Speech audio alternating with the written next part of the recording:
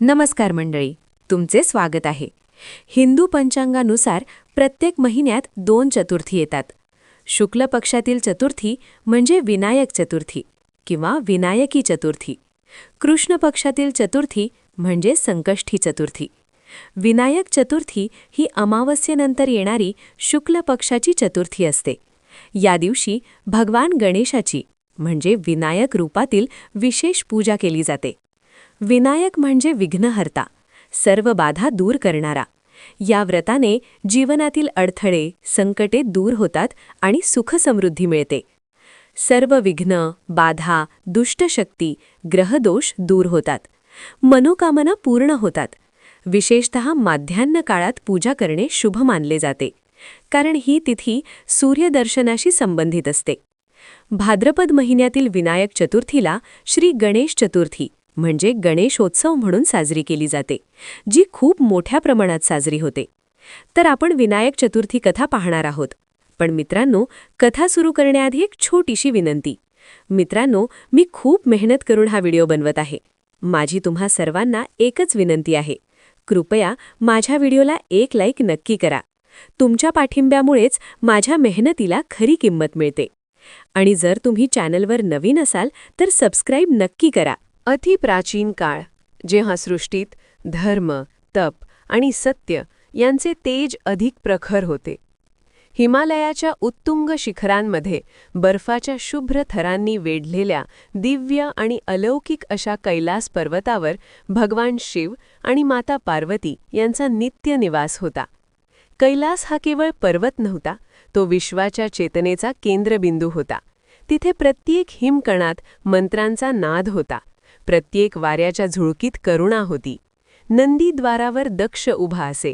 भोळे भंडारी शिव समाधीत मग्न असत, तर माता पार्वती गणांसोबत प्रेमपूर्वक संवाद साधत. त्या दिवशी सकाळ विलक्षण शांत होती. सूर्यकिरण हिमशिखरांवर पडून सोनेरी तेज पसरवत होते. भगवान शिव समाधीतून बाहेर आले.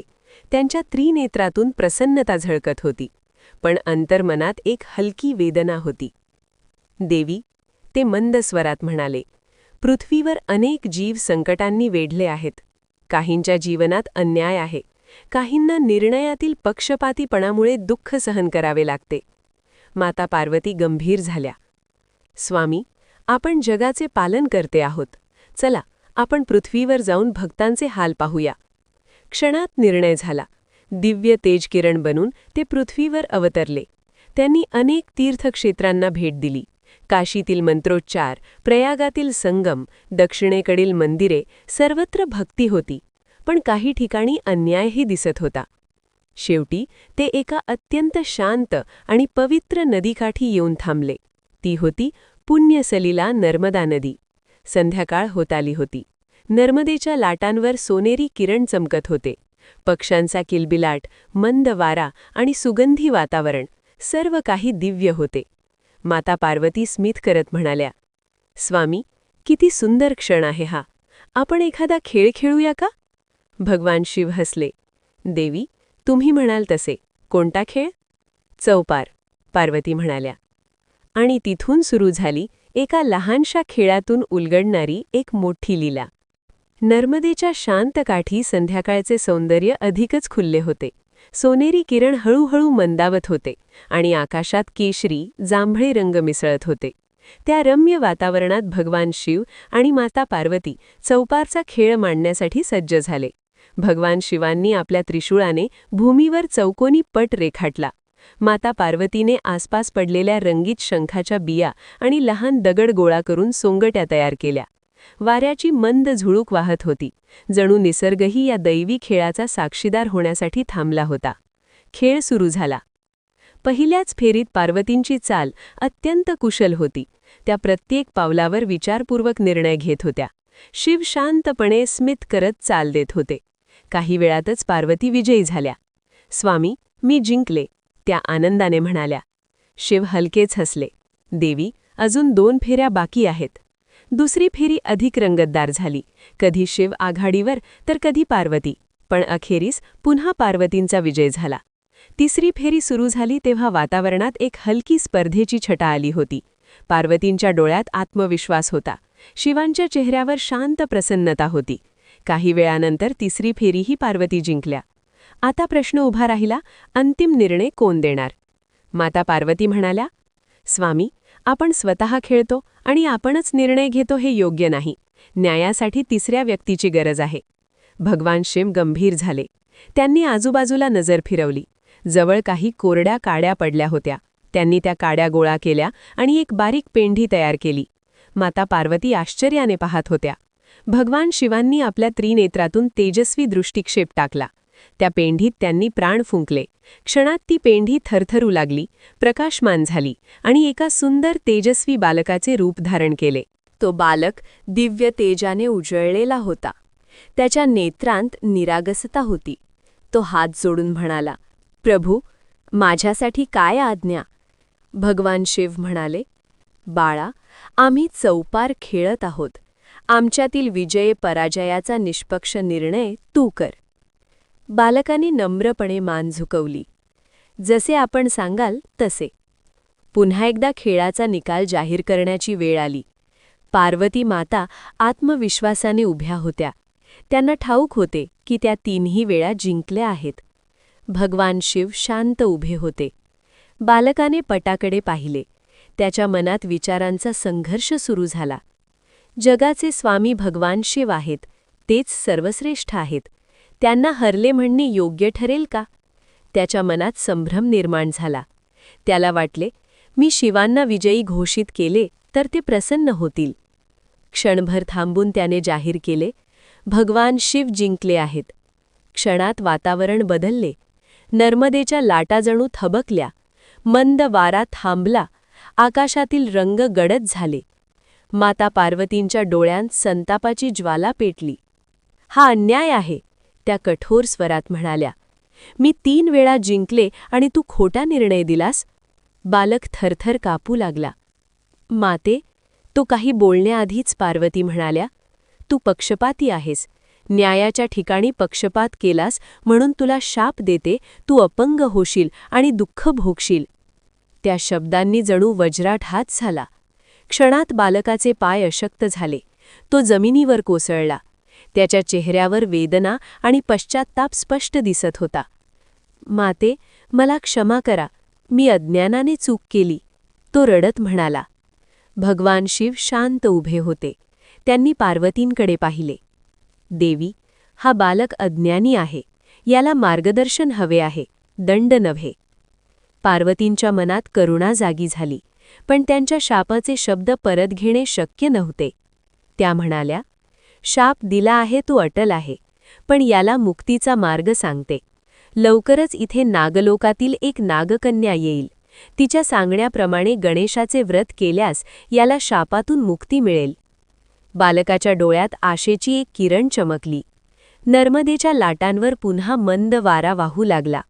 आता त्या बालकाच्या जीवनात सुरू होणार होती एक कठीण पण परिवर्तन घडवणारी साधना.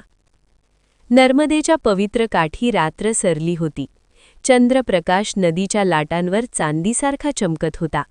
त्या शांत परिसरात तो बालक वेदनेने जमिनीवर बसला होता.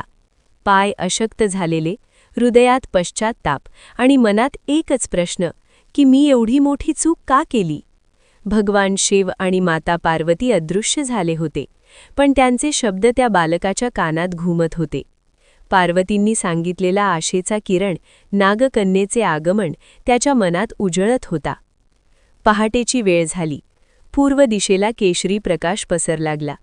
नदीकाठी कमले उमलू लागली. त्या वातावरणात एक विलक्षण दिव्य स्पंदन जाणवू लागले. अचानक नर्मदेच्या लाटांमध्ये तेजस्वी प्रकाश झळकला. त्या प्रकाशातून एक दिव्य स्त्री प्रकट झाली. ती होती नागलोकातील नागकन्या. तिच्या अंगावर हिरव्या रेशमी वस्त्रांचा लखलकाट होता. कमरेपर्यंत लांब काळे केस, कपाळावर चंद्रकोरीसारखी शोभा आणि नेत्रांत करुणा. तिच्या गळ्यात माणिक मोत्यांचे हार होते. तिच्या हातात दुर्वांच्या हिरव्या जुड्या आणि मोदकांनी भरलेले पात्र होते. तिने त्या बालकाकडे पाहिले. बाळा, तू दुःखी का आहेस? तिचा स्वर अतिशय कोमल होता. बालकाच्या डोळ्यात अश्रू तरळले. त्याने संपूर्ण घटना सांगितली. चौपारचा खेळ, चुकीचा निर्णय, माता पार्वतींचा शाप. नागकन्या काही क्षण शांत राहिली. ती म्हणाली, तुझ्याकडून चूक झाली, पण तू पश्चात्ताप करतो आहेस. हेच तुझं पहिलं प्रायश्चित्त आहे. माता पार्वतींनी तुला मुक्तीचा मार्ग दिला आहे. तो मार्ग आहे श्री गणेशाची उपासना. बालकाने आश्चर्याने विचारले, गणेश? ते कोण? नागकन्या हसली. ते विघ्नहर्ता आहेत, बुद्धीचे दाता आहेत, भक्तांचे रक्षण करणारे आहेत. जो त्यांच्या शरण जातो त्याचे संकट दूर होते. ती पुढे म्हणाली, तू 21 दिवस गणेशाचे कठोर व्रत कर. श्रद्धा आणि संयम ठेव. त्या व्रतामुळे तुझा शाप नक्की दूर होईल. नागकन्येने त्याला सविस्तर व्रतविधी सांगितला. 1.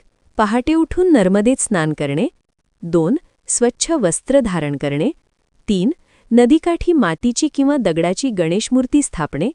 4. दुर्वा आणि लाल फुले अर्पण करणे. 5. ओम गंग गणपतये नमः या मंत्राचा जाप करणे. दररोज 21 मोदकांचा नैवेद्य दाखवणे. 7. संध्याकाळी आरती करून प्रार्थना करणे. 8. 21 दिवस संयम, सत्य आणि शांतता पाळणे. ती म्हणाली, हे व्रत केवळ शरीराने नव्हे तर मनाने आणि आत्म्याने करायचे असते. उपवास म्हणजे केवळ अन्नत्याग नव्हे, वाईट विचारांचा त्यागही असतो. बालकाच्या मनात नवचैतन्य जागे झाले. त्या दिवसापासून त्याने व्रत सुरू केले. पहाटे नर्मदेच्या थंड पाण्यात स्नान करताना त्याचे शरीर थरथरत असे. पाय अशक्त असल्याने तो रांगत रांगत नदीकाठी येत असे, पण त्याच्या चेहऱ्यावर निर्धार होता. त्याने नदीकिनारी माती गोळा करून एक लहानशी गणेशमूर्ती तयार केली. त्या मूर्तीसमोर बसून तो जाप करू लागला. ओम गंग गणपतये नमः. ओम गंग गणपतये नमः. नदीकाठी तो जाप घुमू लागला. पहिला दिवस फार कठीण गेला. उपवासामुळे अशक्तपणा वाढला, पण श्रद्धा अधिक दृढ झाली. दिवसागणिक त्याची भक्ती वाढू लागली. 7व्या दिवशी त्याला मंत्रजाप करताना विलक्षण शांतता जाणवली. 10व्या दिवशी रात्री त्याला स्वप्न पडले. एका विशाल तेजस्वी रूपाचे दर्शन झाले. हस्तिमुख, लंबोदर देह, मोठे करुणामय नेत्र, हातात पाश, अंकुश, मोदक आणि वरदहस्त. ते होते स्वयं विघ्नहर्ता भगवान गणेश. त्यांच्या मुखावर प्रेमळ स्मित होते. त्यांच्या चरणांजवळ त्यांचे वाहन मूषक नम्रपणे उभा होता. त्यांच्या देहातून प्रकट होणारे तेज संपूर्ण परिसर उजळवत होते. बालकाच्या डोळ्यात आनंदाश्रू दाटले. तो तत्क्षणी दंडवत पडला. प्रभो, माझ्यावर कृपा करा. भगवान गणेश प्रेमळ आवाजात म्हणाले, वत्सा, तुझी भक्ती मला अत्यंत प्रिय झाली आहे. तू अज्ञानातून चूक केलीस, पण पश्चाताप करून प्रामाणिकपणे व्रत केलेस.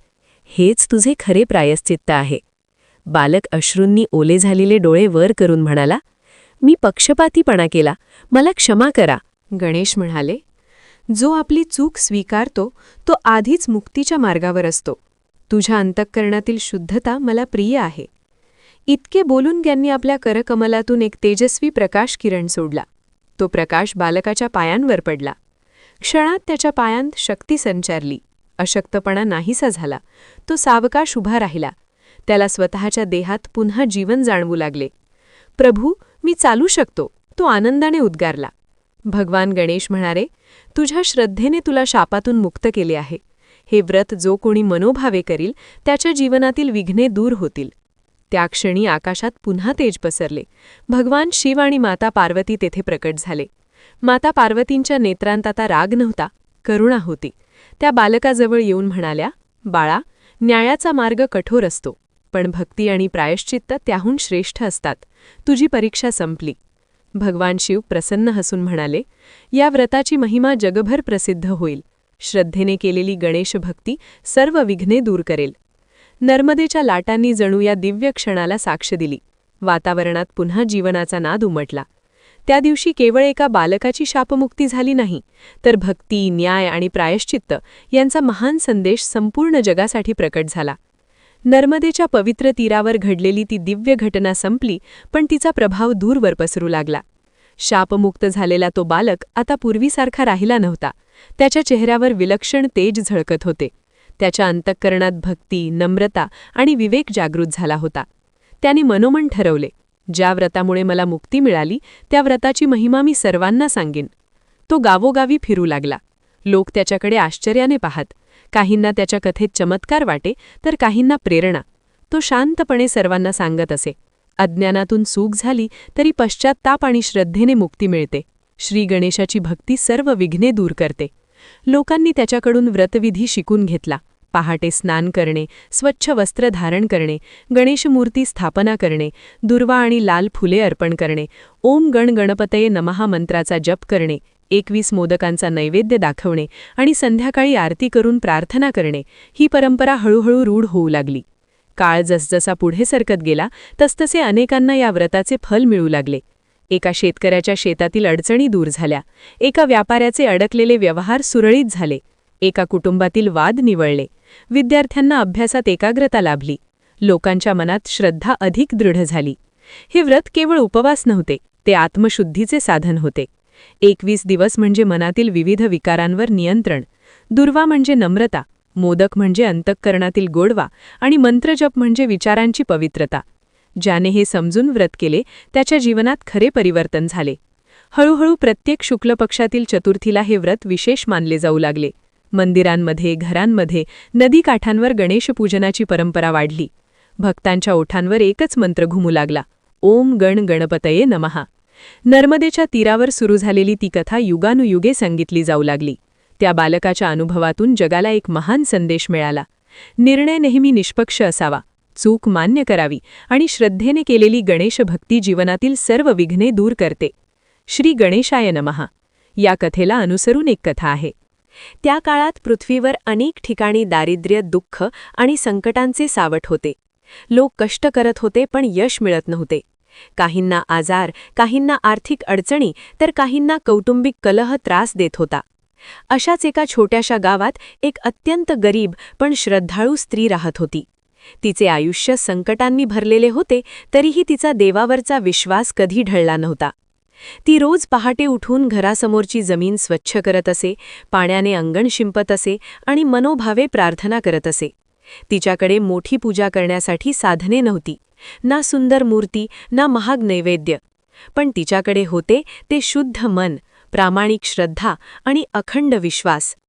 एके दिवशी गावात एक वृद्ध साधू आले. त्यांच्या चेहऱ्यावर विलक्षण तेज होते. त्या स्त्रीने नम्रतेने त्यांचे स्वागत केले आणि आपल्या क्षमतेनुसार त्यांना पाणी व थोडेसे अन्न दिले. साधूंना तिची भक्ती आणि नम्रता पाहून समाधान वाटले. त्यांनी तिला विचारले, बाई, तुझ्या मनात काही इच्छा आहे का? ती डोळ्यात पाणी आणून म्हणाली, माझ्या आयुष्यात खूप दुःख आहे, पण मला संपत्ती नको, फक्त घरात शांती आणि समाधान हवे आहे. साधूंनी काही क्षण ध्यान केले आणि म्हणाले, भाद्रपद शुक्ल चतुर्थीच्या दिवशी विनायकाचे व्रत कर. साधी पूजा कर पण मनापासून कर. त्याचे सर्व विघ्न दूर होतील, बुद्धी शुद्ध होईल आणि जीवन मंगलमय बनेल. त्या स्त्रीने अत्यंत श्रद्धेने ते वचन मान्य केले. चतुर्थीचा दिवस आला. तिच्याकडे मूर्ती नव्हती म्हणून तिने स्वच्छ माती आणून स्वतःच एक छोटासा गणेशरूप पुतळा तयार केला. तिने अंगणात एक लहान वेदी सजवली, काही फुले गोळा केली आणि गोड म्हणून फक्त थोडासा गूळ अर्पण केला. दिवसभर तिने उपवास केला आणि संध्याकाळी अत्यंत भक्तिभावाने आरती केली. पूजा संपताच तिच्या मनात विलक्षण शांतता उतरली, जणू अनेक वर्षांचे ओझे हलके झाले होते. त्या रात्री तिला स्वप्न पडले. दिव्य प्रकाशात न्हालेला एक मंगल रूप तिच्या समोर उभे होते. त्या रूपाने आशीर्वाद देत म्हटले, तुझी श्रद्धा मला प्रिय आहे, तुझे दुःख दूर होईल. काही दिवसांतच तिच्या आयुष्यात बदल घडू लागले. घरातील आजार बरे झाले, कामात यश मिळू लागले आणि घरात आनंदाचे वातावरण निर्माण झाले. हळूहळू तिची परिस्थिती सुधारली. पण महत्त्वाची गोष्ट म्हणजे तिच्या मनातील भीती आणि दुःख पूर्णपणे नाहीसे झाले होते. ही घटना गावभर पसरली. लोक आश्चर्यचकित झाले आणि त्यांनीही विनायक चतुर्थीचे व्रत सुरू केले. अनेकांच्या आयुष्यात सकारात्मक बदल घडू लागले. कुणाला नोकरी मिळाली, कुणाचे आजार बरे झाले, तर कुणाच्या घरात शांती नांदू लागली.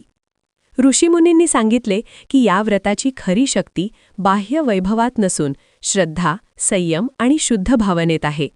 जो मनुष्य अहंकार सोडून नम्रतेने प्रार्थना करतो त्याच्या जीवनात नक्कीच मंगल परिवर्तन घडते. अशा प्रकारे विनायक चतुर्थीचे व्रत संपूर्ण पृथ्वीवर प्रचलित झाले.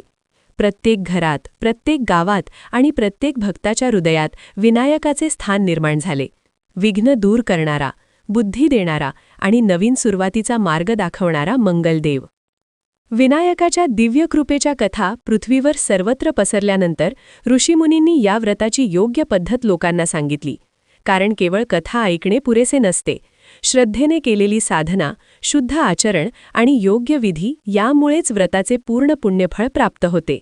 त्यामुळे विनायक चतुर्थीचा दिवस केवळ उत्सव नसून आत्मशुद्धी, संयम आणि नवीन सुरुवातीचा पवित्र क्षण मानला जाऊ लागला.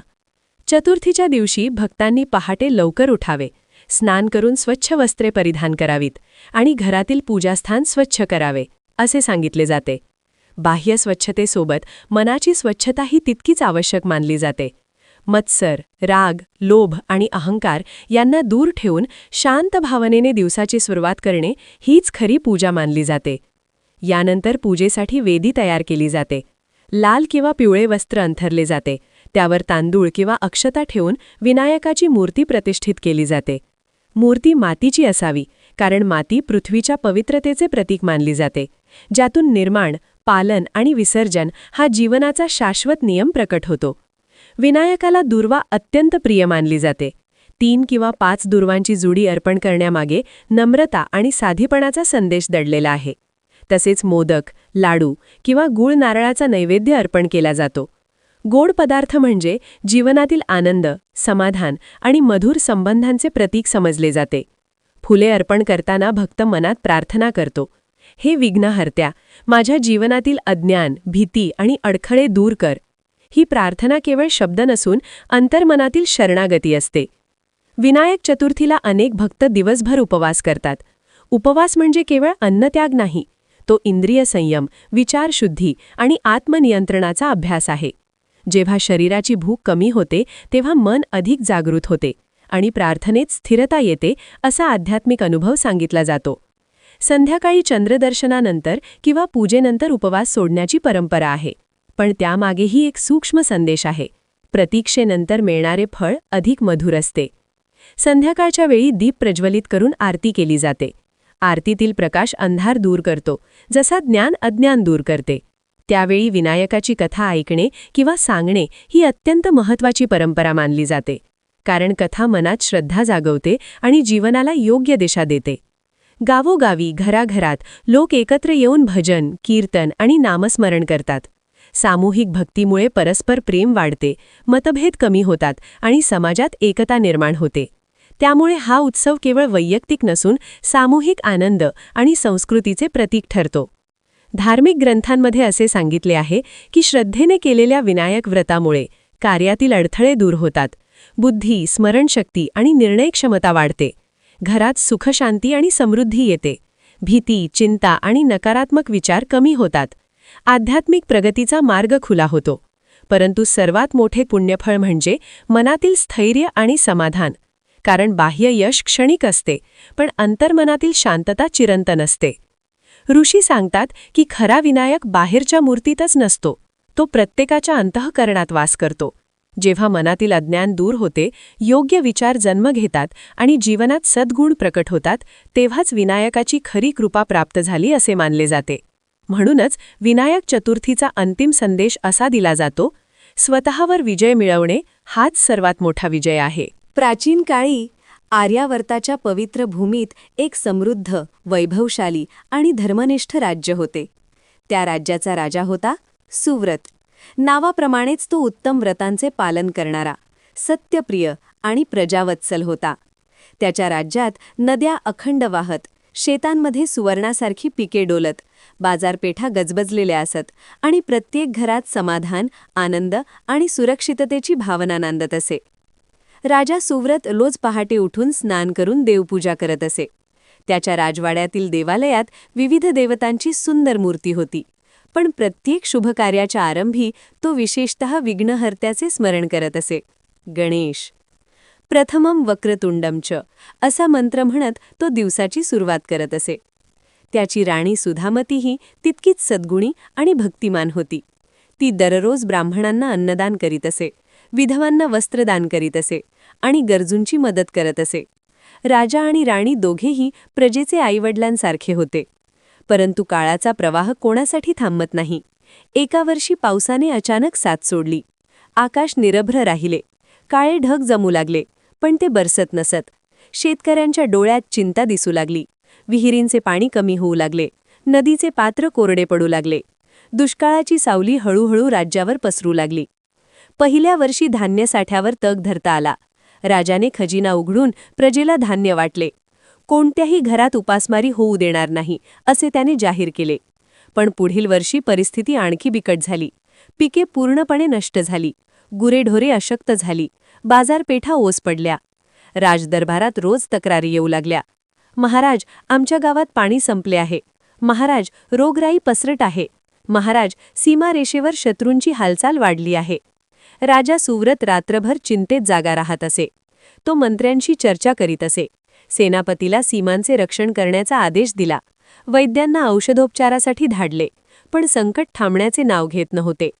एके दिवशी राजदरबारात अचानक वीणेचा मधुर नाद घुमला. दरबारातील सर्वांनी पाहिले. तेजस्वी दिव्य पुरुष दरबारात प्रवेश करत होते. त्यांच्या मुखावर तेज, हातात वीणा, ओठांवर नारायण नारायण असा जप. ते होते नारद मुनी. राजा सुव्रत त्वरित सिंहासनावरून उठला. त्याने नम्रतेने नमस्कार केला आणि म्हणाला, गुरुदेव, आपले राज्यात स्वागत आहे. कृपया आम्हाला मार्गदर्शन करा. नारद मुनी शांत स्वरात म्हणाले, राजन, तुझ्या मनातील व्यथा मला ज्ञात आहे. पण संकट हे केवळ बाह्य कारणांमुळे नसते. कधीकधी सूक्ष्म स्तरावर विघ्नांची वाढ होते. राजा म्हणाला, गुरुदेव, मी धर्माचे पालन केले, प्रजेची सेवा केली, तरीही हे दुःख का? नारद म्हणाले, राजन, प्रत्येक कार्याच्या आरंभी विघ्नहर्त्याचे पूजन आवश्यक असते. तुझ्या राज्यात सामूहिक श्रद्धा कमी झाली आहे. लोकांनी यशात देव विसरला, म्हणून विघ्ने वाढली. राजा चिंतेत पडला. उपाय काय? नारद म्हणाले, भाद्रपद महिन्यातील शुक्ल पक्षातील चतुर्थीला विनायक व्रत कर. तू, तुझी राणी आणि संपूर्ण प्रजा श्रद्धेने गणेश यांची पूजा करा. उपवास, व्रतकथा आणि सामूहिक प्रार्थना करा. श्रद्धा हीच किल्ली आहे. राजा सुव्रतने तत्काळ निर्णय घेतला. संपूर्ण राज्यात घोषणा करण्यात आली. भाद्रपद शुक्ल चतुर्थीला सर्वांनी विनायक व्रत करावे. त्या दिवशी राजवाड्यात भव्य मंडप उभारण्यात आला. मातीपासून सुंदर गणेश मूर्ती घडवण्यात आली. मूर्तीसमोर रांगोळ्या काढल्या गेल्या. सुवर्ण कलश ठेवले गेले. वेद मंत्रांचा निनाद सुरू झाला. राजा आणि राणीने उपवास केला. त्यांनी गणेशास दूर्वा अर्पण केल्या. लाल जास्वंद वाहिले. मोदकांचा नैवेद्य ठेवला. राजा अश्रूंनी भरलेल्या डोळ्यांनी म्हणाला, हे विघ्नहर्त्या, माझ्या प्रजेचे रक्षण कर. माझ्या चुका असतील तर क्षमा कर. संपूर्ण राज्यात एक अद्भुत वातावरण निर्माण झाले. गावागावात गणेशपूजा झाली. स्त्रियांनी आरत्या गायल्या. मुलांनी गणपती बाप्पा मोरया असा जयघोष केला. त्या रात्री राजा सुव्रत झोपला, पण त्याचे मन प्रार्थनेत गुंतलेले होते. त्या रात्री राजाच्या स्वप्नात एक दिव्य प्रकाश प्रकट झाला. त्या प्रकाशातून विशाल, तेजस्वी आणि करुणामय रूप साकार झाले. हत्ती मुख, विशाल कान, एका दाताचे तेज. ते होते स्वयं गणेश. गणेश म्हणाले, राजन सुव्रता, तुझी आणि तुझ्या प्रजेची श्रद्धा मला प्रिय आहे. सामूहिक भक्तीचे सामर्थ्य अपार असते. उद्यापासून तुझ्या राज्यातील विघ्ने दूर होतील. राजा नम्रतेने नतमस्तक झाला. सकाळी आकाशात काळे ढग जमले. विजांचा कडकडाट झाला. मुसळधार पाऊस कोसळू लागला. कोरडी धरती तृप्त झाली. शेतकरी आनंदाने नाचू लागले. काही दिवसांत पिके हिरवीगार झाली. रोगराई कमी होऊ लागली. वैद्यांच्या औषधांना परिणाम दिसू लागला. सीमारेषेवर शत्रुराजाने अचानक तहाची विनंती पाठवली. आपण मैत्री करूया असा संदेश आला. राज्याचा व्यापार पुन्हा सुरू झाला. बाजारपेठा गजबजू लागल्या. खजिना भरू लागला. लोकांच्या चेहऱ्यावर पुन्हा आनंद फुलला. राजा सुव्रतने राजदरबारात जाहीर केले, हे सर्व विघ्नहर्त्याच्या कृपेने झाले आहे. आपण दरवर्षी विनायक चतुर्थी मोठ्या उत्साहाने साजरी करू. त्या दिवसापासून राज्यात एक नवीन परंपरा सुरू झाली. प्रत्येक वर्षी भाद्रपद शुक्ल चतुर्थीला भव्य उत्सव साजरा होऊ लागला. घराघरांत गणेशाची स्थापना होऊ लागली. सकाळी मंत्रोच्चार, दुपारी नैवेद्य, संध्याकाळी आरती आणि रात्री व्रतकथा. राजा स्वतः प्रथम पूजन करत असे. तो प्रजेला सांगत असे, संकटाच्या काळात श्रद्धा आणि एकजूट हेच सर्वात मोठे शस्त्र आहे. काळ लोटला. राजा वृद्ध झाला, पण त्याने आयुष्यभर विनायक व्रत सोडले नाही. त्याच्या राज्यात शांतता, समृद्धी आणि आनंद नांदत राहिला. ही कथा आपल्याला शिकवते की विघ्ने ही जीवनाचा भाग आहेत, पण श्रद्धा, संयम आणि भक्ती यांच्या सहाय्याने ती दूर करता येतात. विनायक चतुर्थीचे व्रत हे केवळ विधी नसून आत्मविश्वास, एकता आणि देवावरच्या विश्वासाचा उत्सव आहे. जेथे श्रद्धा असते तेथे कृपा असते. जेथे भक्ती असते तेथे विघ्ने नष्ट होतात.